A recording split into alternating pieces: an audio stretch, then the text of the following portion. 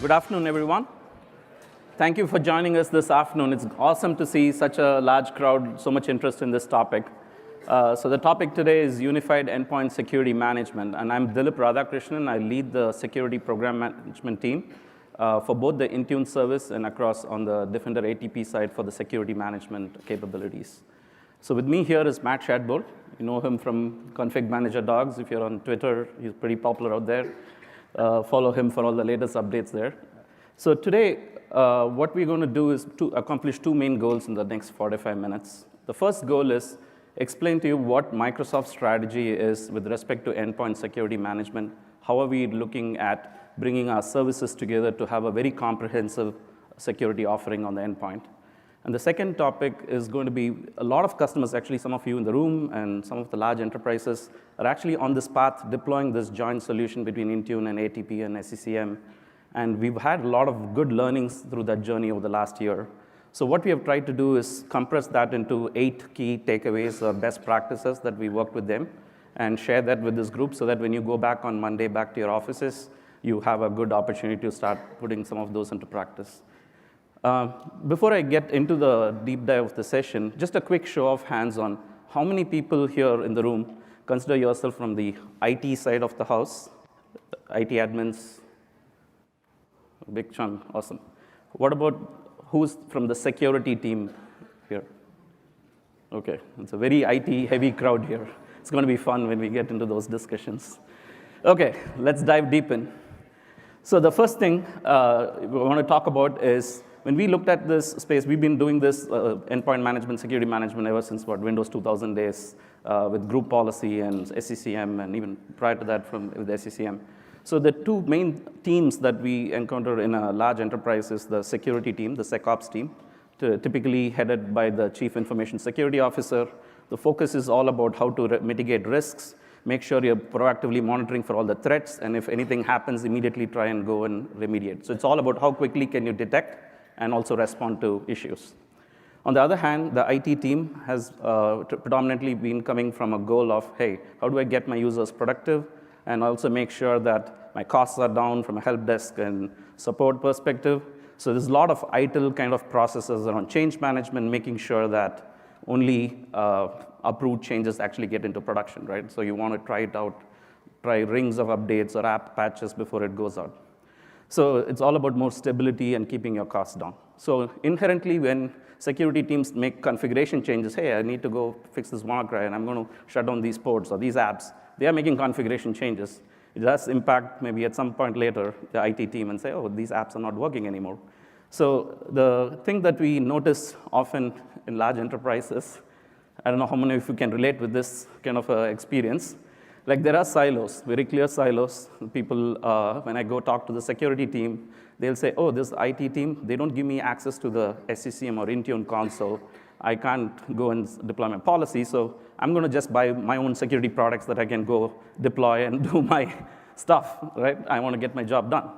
And then we talk to the IT team, they'll say, oh, I don't know, the security team keeps buying new security agents every month, and then I have to deploy it, and then have no idea what those things do. But I know for sure that when things go wrong, then I'm at point trying to figure out why these apps are not working, right? So it's a constant theme that we encounter, so much so that when we started working on this joint project together, I insisted that every large customer meeting I go to, we had both the security and the IT team in the same room, so we could design together what a solution for this problem would look like.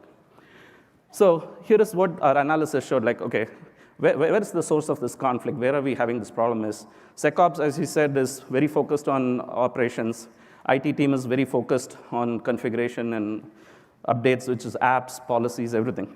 But the kind of minimal overlap set, which is where the core of the security configuration changes happen, in some good organizations, the practices are, there is typically a sec admin role. If it's well defined and roles and responsibilities are clearly defined, we've seen some mitigation of some of these challenges. But in some cases, it's probably already happening. You probably have a security architect or somebody is an IT security architect or different roles we encounter in a lot of enterprises. So we've come up with like the two common patterns this happens. One is if a security policy, who makes the decision on what the policy is? So if security teams sometimes make the decision and say, I want to be compliant to CIS baseline, or I want to be compliant to this standard, whatever assessments that I have to show my CISO. And in that case, then the IT team gets given the mandate to go actually make the thing happen, right? They get the policies and you go roll it out. And then on the flip side, when security teams go and buy their own products, they say, I'm going to do my firewall, I'm going to do my endpoint DLP, then they're also making policy and configuration changes, but in a specific scoped way, right? So first thing we want to do is quickly get into a demo where Matt's going to walk through what is the experience that you'll have with Intune and ATP services coming together to address these two kind of workflows. Thank you, Dilip. So the two demos we're going to show today cover both of those areas. So the first one being security defined and IT deployed.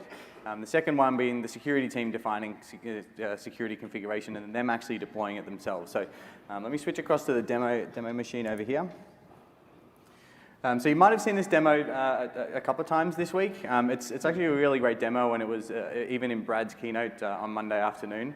But we've had lots of great feedback around how this works and how the ATP and the Intune teams and the endpoint management teams can collaborate between these two consoles with the workflows that we built.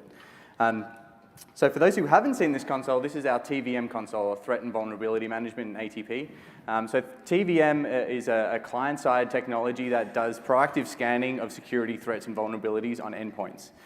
So for example, there might be device misconfigurations or best practices that haven't been met. In this example, we've got an application that's been out of date and it's got vulnerability. So you can see here on the right-hand side, we have an update VLC media player task. And this is a recommendation that will generally be seen only by the SecOps team, right? They've seen that there's a CVE that's applying to someone to one of these applications, but we find that these SecOps people don't have the ability to go off and update these applications. So what we wanted to try and do is bridge that gap between the SecOps person who's aware of these CVEs and the risk involved in these applications to the person who actually has the physical permissions to go off and update this application or change that configuration. So as a SecOps person, I'm going to click on the Update VLC Media Player recommendation over here. When this loads up, we're going to see a whole bunch of data about this particular vulnerability. So I can see there's 6 machines that are having this problem, and you can see listed names of them. You can see the CVE's address. So this is such an old version of VLC on these machines that there's 60 CVEs that have been triggered for this particular application. Me as a SecOps person can click on there and get a whole bunch more detail around what the vulnerability is and why I should be going and patching it. But as I mentioned, me as a SecOps person doesn't have the permissions to go off and just update applications across my fleet. So what we did is we built this remediation options node here in the vulnerability. And if I click that, I've now got an option to open a ticket in Intune. So if I click this button here, I set a priority and I set a due date. Add some comments if I wanted to. I can click Submit Request, and now I'm telling my endpoint manager, my Intune administrator, to go off and update that application. If I switch over to the Endpoint Security node, which I'll dive into a little bit deeper in a second, you can see here that we've got a Security Tasks node. And this Security Tasks node is the list of all those tickets that the SecOps person has opened for me to go and solve. So I can see here if I sort by time, you can see here that I've now got my Update VLC Media Player. Not only have I got that, but I can see the impacted devices, and I can also see that it's a managed app within Intune. So me as an IT pro, as the person who's updating applications, can now go off, deploy the newest version of this application, and close that risk. Then, of course, all of the status that's coming from the Intune side shows up over in the SecOps console as well, so that both teams can actually see when things are happening, we can see when due dates are passed, and we can see who's actioning things.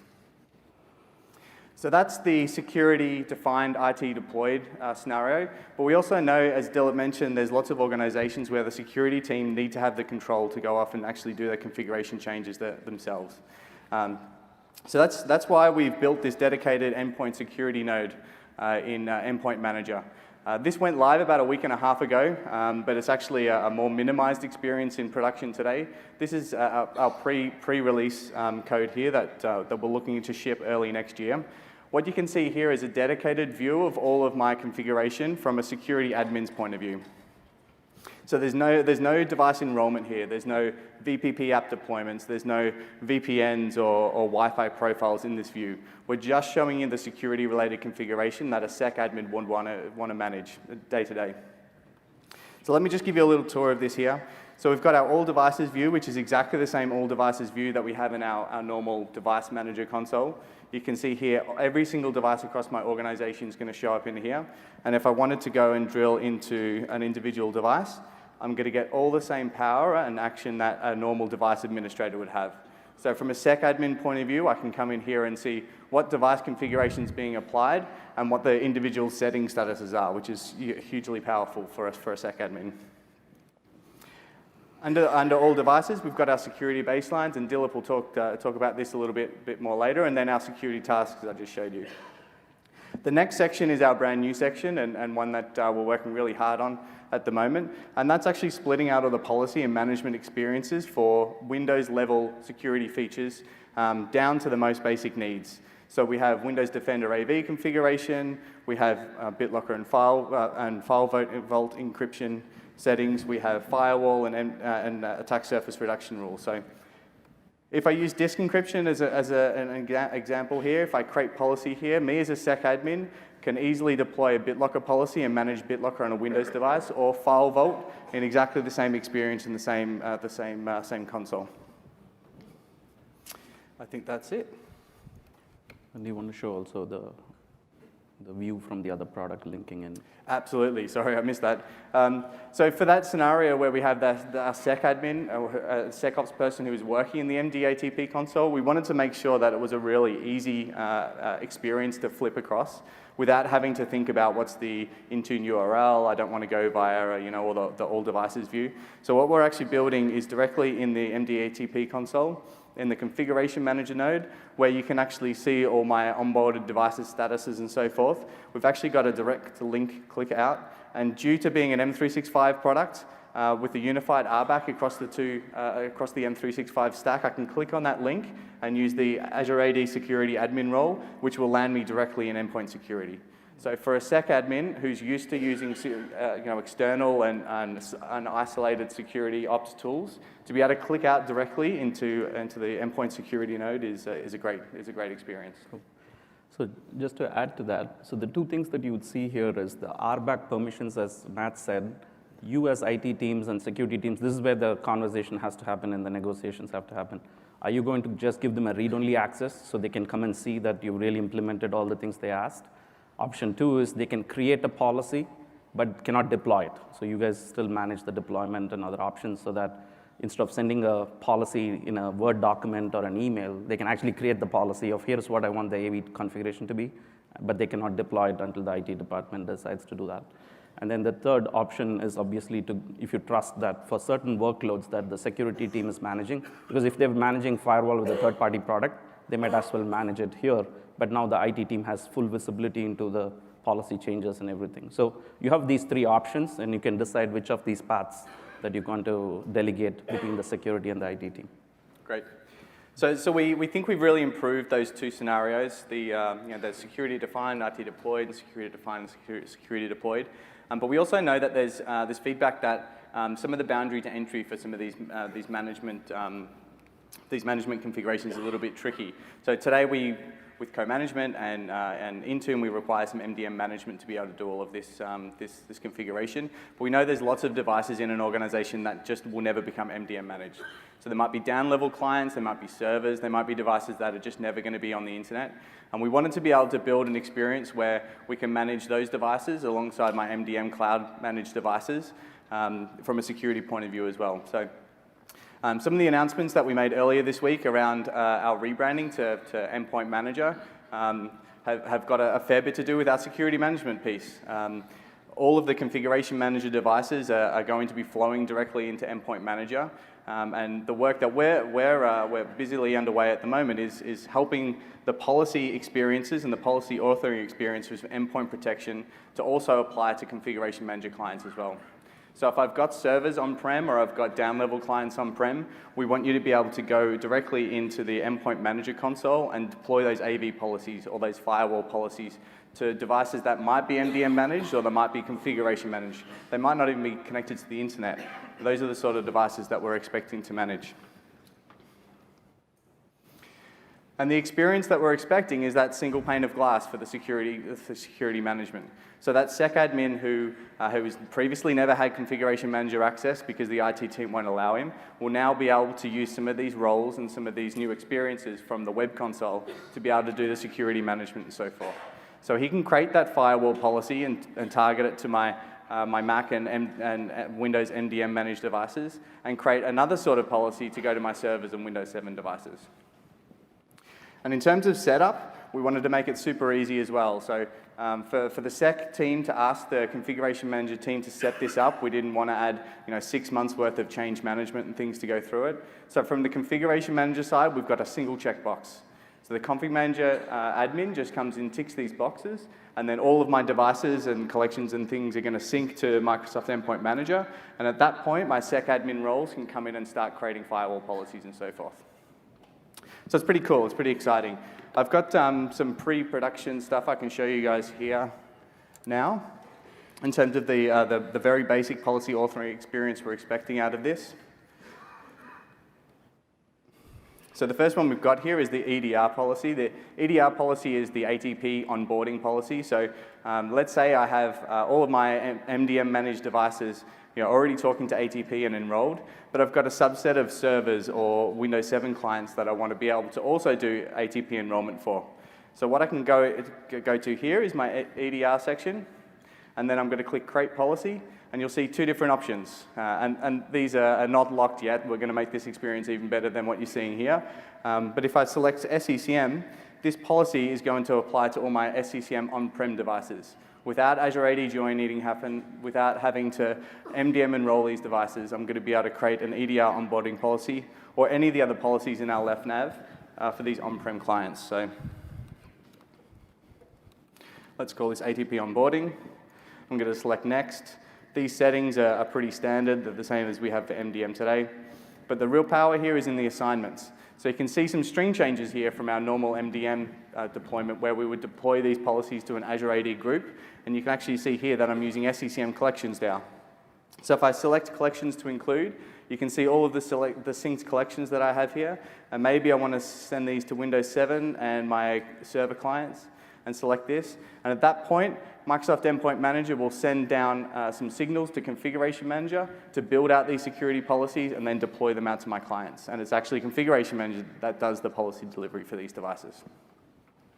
So with that, we've included both your on-prem, non-internet connected, potentially non-internet connected devices, reporting into Microsoft Endpoint Manager via Configuration Manager, and also improved all the experiences for the MDM side as well.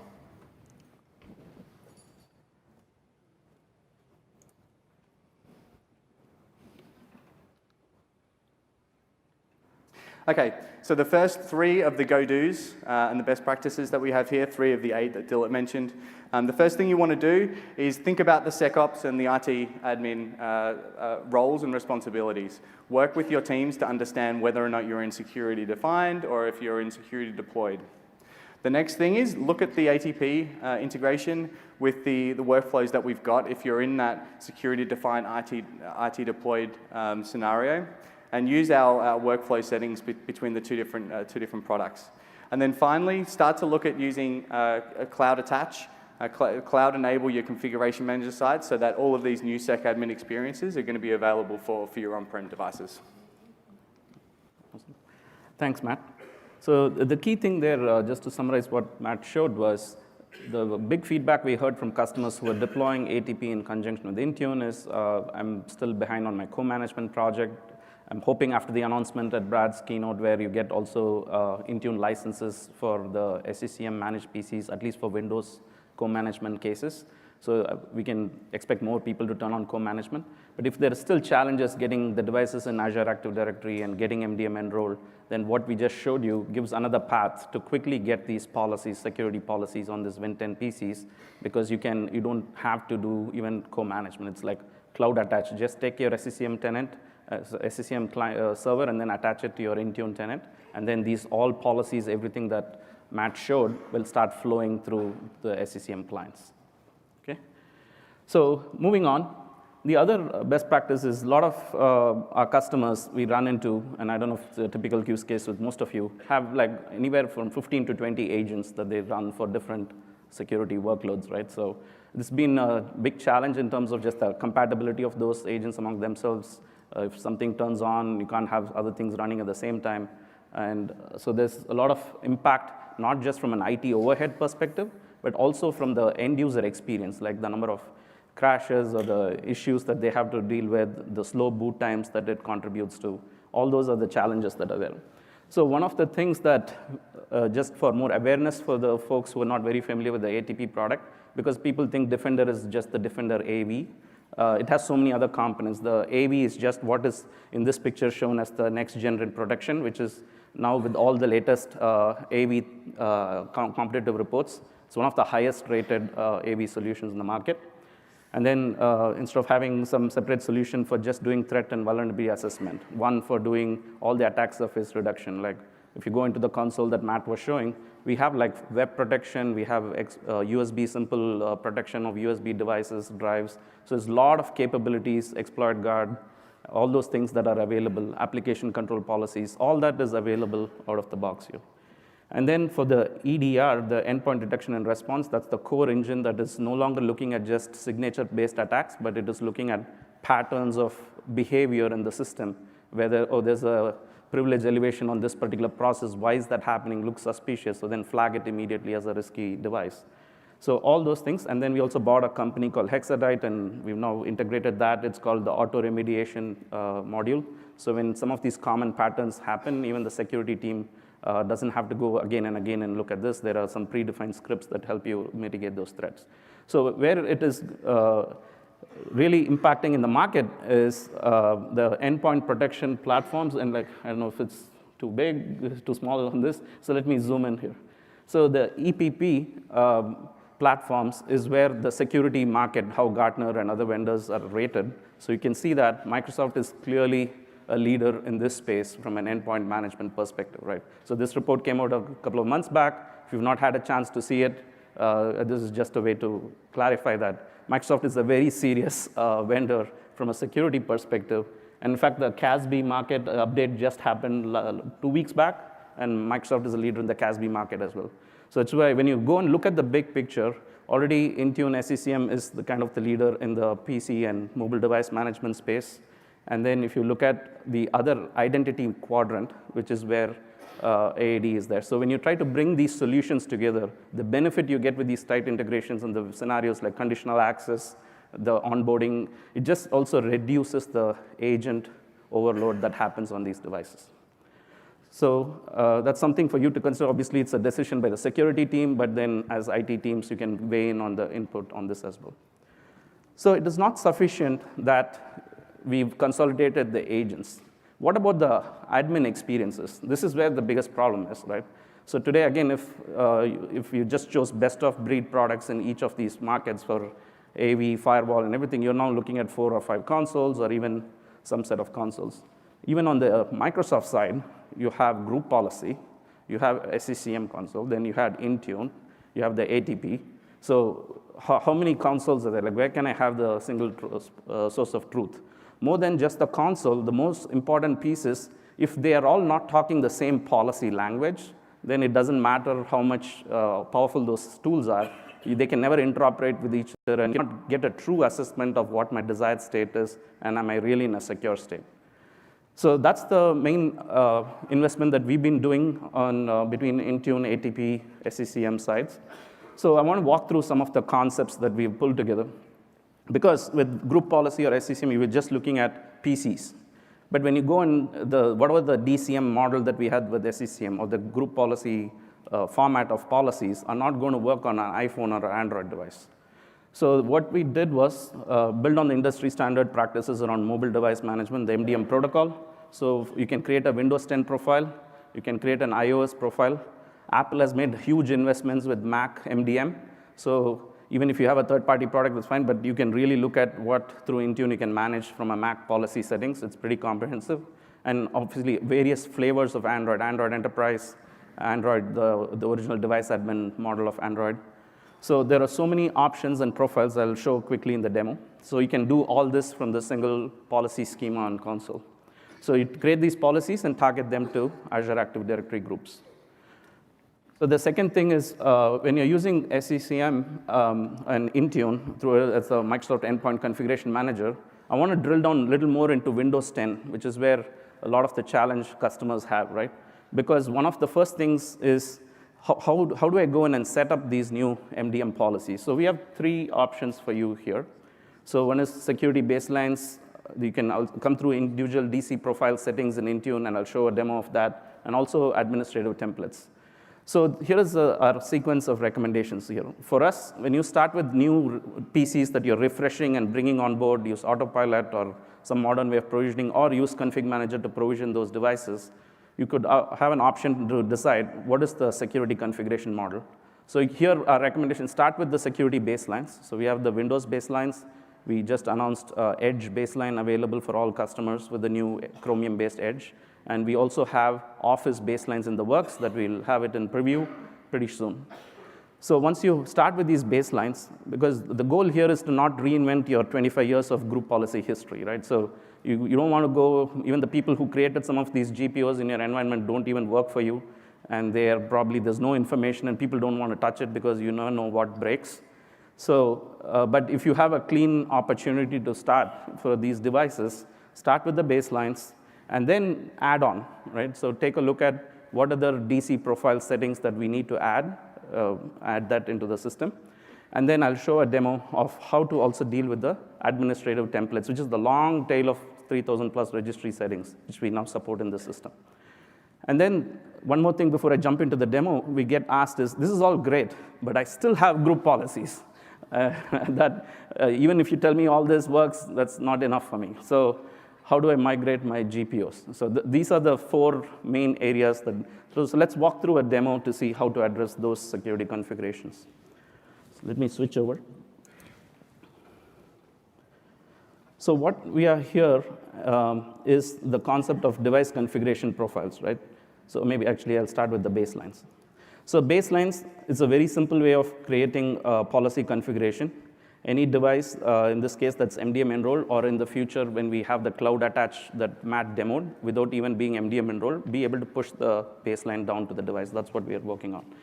So what we can do is take, for example, let's talk about the MDM security baseline. So when you want to create a profile, let's say it is Ignite 2019. So let's talk about what are the settings. So what we've done is pre-created, working with all the various government entities and our Department of Defense kind of customers who helped us create the GP baseline. We've mapped it setting by setting to the equivalent in the MDM protocol. So you can go in and say, these are the connectivity settings that should be there. These are the BitLocker settings that should be there. So all these are the recommendations that you can start as a starting point. And if you don't like it and not applicable for your enterprise, you just say not configured. And then you go ahead next and just create and say, who does this get assigned to, period. So it's as simple as that. You go create a policy and deploy it. And what it does is behind the scene, it creates a profile, which is not very different from the other DC profiles, except it's an aggregate. So we already started with the best practice and picked all the different categories of settings for you to go. The other cool benefit is with the group policy, it was a fire and forget model. You set it, hope everything worked, unless then you have to go to do troubleshooting. Here we have very rich compliance reporting back that shows how many of your devices are not compliant to this baseline. And then in terms of the future direction where we are headed here, a lot of our customer requests, the most common thing is you let us customize the values within a baseline, but I want to add my own. So we're working on the ability to do import and export a custom baseline. So once we have that, you should have even more flexibility to pick and choose the settings that you want. So now have you seen what baselines is? Baselines, as I said, is a starting point. And let's say that you were really interested in creating more advanced settings, right? So if you've not looked at this in a while, let me go and show you how this has evolved. First of all, you'll see that it is across all platforms. This is where we are starting to see convergence of MDM team and desktop teams into one, at least virtual team, if not a physical team, where they start collaborating on what should be the security guidance that we need to give for this particular user. So I want to go and say that for a given user, whether they have Windows 10 or Android or iOS, it doesn't matter. I want to create these profiles and target it to the user. So Thanksgiving comes, the user goes and flips his iPhone and buys a new Pixel device. So then you don't have to do anything. The moment he enrolls, the new Android policies for security come down to that. So it's all tied to a user and what the security posture for the user is, and it doesn't matter what platform the user is using. So if you look at, for example, Windows 10, in terms of the profile types, there's lots of profiles. I want to show one example, administrative templates. So let's go create demo ADMX. So when you create this, you can go in and see that there are thousands of settings, literally, across all things. So let me show all products. So you can literally scroll through pages and pages of settings. We have search. So let me say I want to filter only Outlook settings. So you can see that all the Outlook-related ADMX settings are all available, and you can go in and change and set the policy. So you can click on it, add ActiveX forms or whatever, so it will look exactly like what your GP ADMX was, enable, disable, not configured kind of setting. And then the path here is we've now covered Windows, Office, and Edge. The next thing is to allow you to also import a custom ADMX file, like a Chrome or Adobe ADMX. So that's the next set of updates that will come in this particular area. So now that you've seen how to do all these different policies, and the one last thing we want to show is what we showed at one of the keynote demos, is we are also working on our solution, which some of our customers are testing in private preview. You go to a group policy management console, you back up your GPOs, and then come in here and import it into Intune. So once you do that, we do a comprehensive analysis of all the GP settings, and then come in and with the recommendation that says, hey, this one has pretty good coverage, you're probably good to go, you can start looking at moving it over, but this one has, say, 88%. So you can go in and see within that, what are the settings that are not getting covered. It's because most like it's not like Intune not covering, it's the operating system itself didn't expose that setting from an MDM perspective. Then we are also looking at this telemetry behind the scene. If we find like thousands of our customers are having this particular setting, then we can make the change quickly and make sure that those settings are also exposed, right? So your usage of this feature drives the consumption telemetry that will give us, because there's been no worldwide like inventory of GPOs or who uses what. But this is going to be a wealth of information and insights that we can come and bring it in and then start feeding it into our intelligence through our security baselines, because then you can start comparing your baseline against what the rest of the world is doing. So you can get, or even maybe scope it to your industry, your sector. So I think there's a lot of great opportunities where the power of our cloud and AI that comes in to supplement what you have already been having with SCCM and group policy. Okay? So with that, let's switch back. Switch it. It's good. Oh, thank you. One step ahead. Awesome. So the next set of practices that a lot of our enterprise customers do, if you're familiar with, is a concept called conditional access. How many of you have in some form implemented or tried out? That's great. Awesome to see that. So yeah, it's been picking up like anything. Like every customer who wants to make only a trusted user and a trusted device access the corporate services, whether they are in Office 365 or in our Azure cloud, or it's in a third-party SaaS app. We have a catalog of over 2,500 plus SaaS apps that integrate with Azure AD. And then we have the on-prem. You can reverse proxy through app proxy as well. So what we have is the ability to do a trusted user on a trusted device. So what the key thing that we see here is, how do you evaluate a device is risky or not, right? So what we have done there is, again, integrated with our own ATP service for Windows, Mac, and then for iOS and Android, there's a whole list of partners. You saw some of them in the keynote demo as well. But the scenario is very simple. So you are monitoring your PCs. At the simple level, what you'll do is put a compliance policy that says, is BitLocker enabled or is firewall turned on? And if these policies are not met, some remote user in Singapore or wherever they have, and they're drifting from your desired state, they'll be blocked from getting their email access till those issues are fixed. Because you don't want them to lose their laptop, and BitLocker is not turned on that machine. So the second thing we do in addition to that is also check if there is any risk, like is a privilege elevation or some kind of a hack or attack going on a particular device. ATP will send a signal moment that happens, and it comes both into the Intune and the ATP service consoles. And then we make sure that through conditional access, we block access till the security team is going in and investigating and seeing that SecOps clears the machine, or we have run Hexadite, which is the automated remediation action. Then that will go clear the issue. It'll re-enable BitLocker or something, and then you're allowed to proceed. So that kind of end-to-end integration is something that I think is one of the very unique value prop you get when you tie our cloud services together. So I think I'll, in the interest of time, skip through that demo. So with that, I'll hand it back to Matt for tamper protection. Cool. So best practice number 7, 7 of 8. We're not don't have too far to go. Is enable tamper protection. About a month and a half back, in conjunction with the Windows team, we announced and shipped a new feature called tamper protection. And tamper protection, its goal is to stop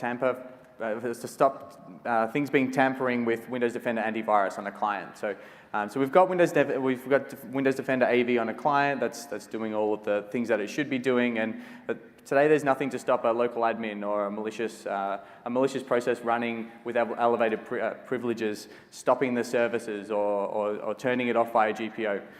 So the Windows team, along with us, built some features called tamper protection that stop any local admins from creating local GPOs or modifying registry keys that they shouldn't be modifying.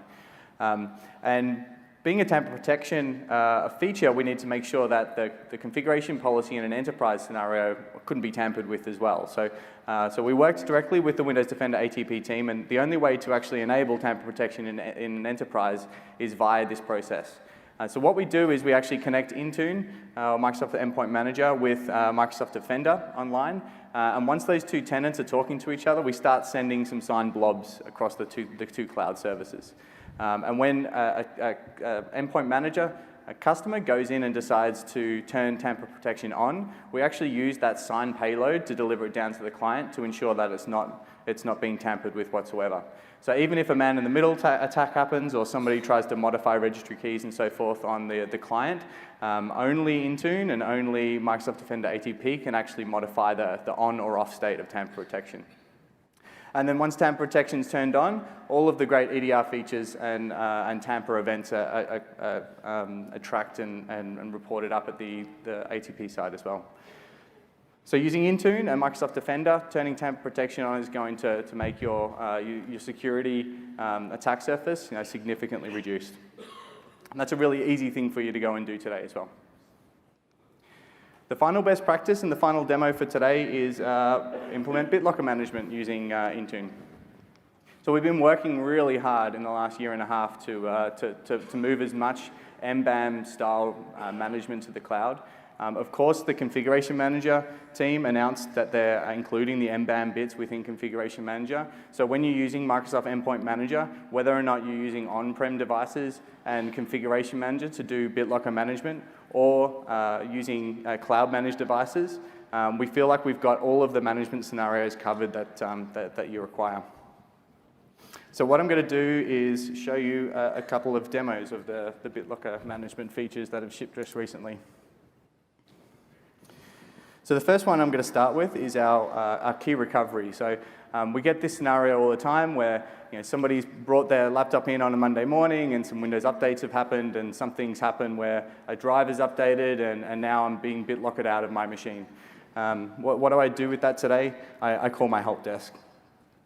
So June here has fallen directly into that situation. She's called the Intune help desk and we're using the troubleshooting portal to select that user. I can see all of the devices that June's using here, and I can see that it's this JB Windows 10 device that's MDM managed that she's using today. And for me to get her working as quickly as possible, I can just go into Recover Keys here, and then I'll be able to see her BitLocker recovery keys. So from a help desk and IT pro point of view, this is a really simple process. Now when June uses that key on a 19H2 and above device, the key will only be a single-use key. Windows will automatically rotate that key and send the new key to Azure AD, and these keys will be updated and they'll be no longer usable, which is awesome. Key rotation's been a key feature that people have been asking for quite a while. There also is an IT pro element of key rotation.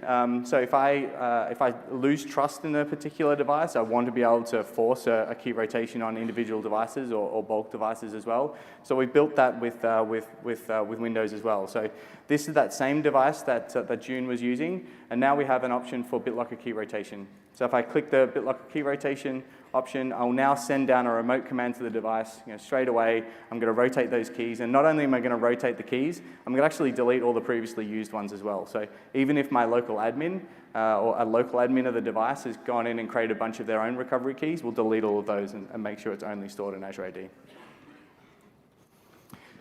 So some great changes there for BitLocker, and we think we covered a lot of those MBAM gaps from years ago. Yeah, and the key thing is we have also extended the life of MBAM support, right? It's up to 2026 now, Matt? I think so, yeah. So that was for making sure that customers have enough time to move from their current solution. You're not forced into it. But I would highly encourage you, if you're still not yet cloud attached with Intune or anything, still to use Config Manager. Config Manager with the latest updates has full MBAM support inside it. So that should be the first path if you think moving out of the standalone MBAM into the Microsoft Endpoint Manager stack. And then based on what your cloud journey path is, if you're looking at all these cool new security features, then we've shown you it's fairly simple to do a cloud attach, even more simpler than co-management, because all you have to do is put a tenant information and access it. So I'll just finish up this. We have 2 more minutes. And then I'll definitely be here to take questions. So coming back, so just to wrap up, the key things that we want to make sure takeaways is definitely reevaluate your SecAdmin responsibilities within your enterprise. Make sure it's whether it's security or IT team, it doesn't matter. Who creates policy, who makes the deployment, and then decide which model that we showed today, whether it's either a workflow or through direct RBAC permissions. Make sure enable cloud attach or co-management. Then minimize the agents we've shown you. There's enough value. A lot of you probably already have licenses to these products, so you should take a look at it and see how to consolidate. Try to look at the group policies by starting with security baselines and incrementally add than taking the wholesale and try to move thousands of GPOs into the cloud. I would definitely not recommend it. And also would probably not recommend putting GPOs and MDM policies on the same device, because GPOs, again, they tattoo and they'll stay there forever. The only way to then wipe some of the security settings is you'll have to remesh the machine. So either create an OU and put all these new devices that are autopilot and modern joined into that OU and put block policy inheritance above it, and don't apply any policies if you're using baselines and MDM policies. So if you do that, then consolidate across that SCCM and ATP, baselines, and tamper protection and BitLocker journey, right? So with that, basically what we're saying is from a security and IT perspective, for at least the configuration management pieces, we at the Microsoft product team level, we've really broken up by silos and barriers. We're like one team, we operate as one service. So I'm hoping that you can replicate that within your departments too. Cool. That's all we had. We had a couple of minutes for questions.